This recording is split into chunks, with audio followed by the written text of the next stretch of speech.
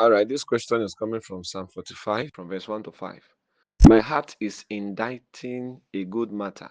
I speak of the things which I have made touching the king. My tongue is the pen of a ready writer.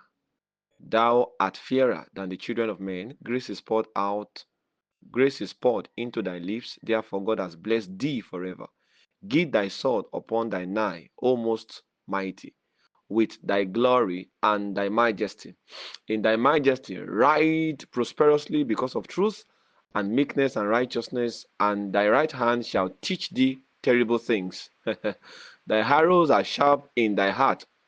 Thine arrows are sharp in the heart of the king's enemies, whereby the people fall under thee. Now, the question here is, who is the king that Psalm 45 from verse 1 to 5 is pointing to? So, in order for us to know the king, we need to look at the characteristics that those verses reflect or reveal concerning the king.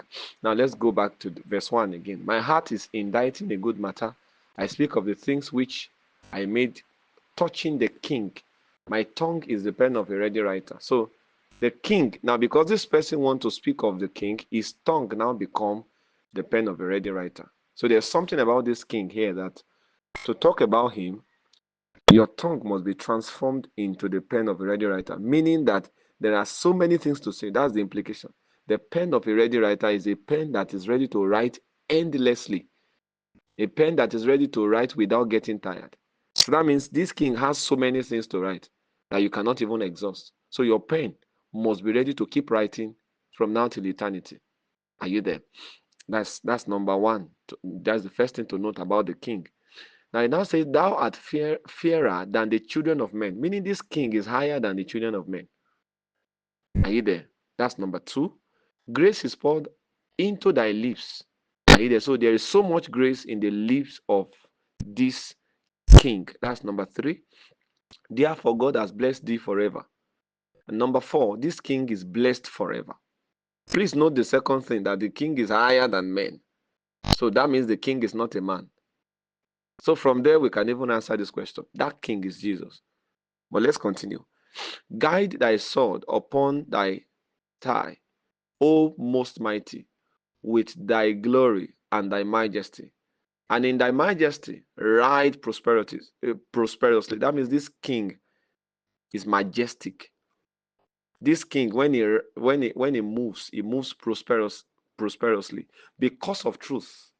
So this king has truth. This king has meekness. This king has righteousness. Are you there?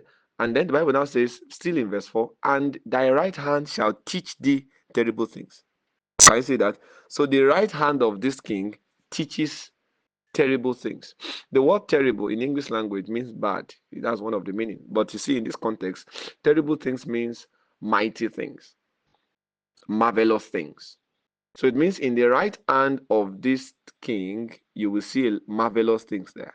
Thy right hand shall teach thee marvelous things, terrible things. So the king that the Bible is referring to in Psalm, because of time, the king that the Bible is referring to in Psalm 45, from verse 1 to 5, is Jesus. Is that okay? Although there are still theological debates as to which king is it, but from what we have seen here, if the king is higher, look at the Bible says, look at verse 2. Thou art fairer than the children of men. So that means everybody put together, this king is better than them, is higher than them. That can only be Jesus. So the king the Bible is referring to here is Jesus.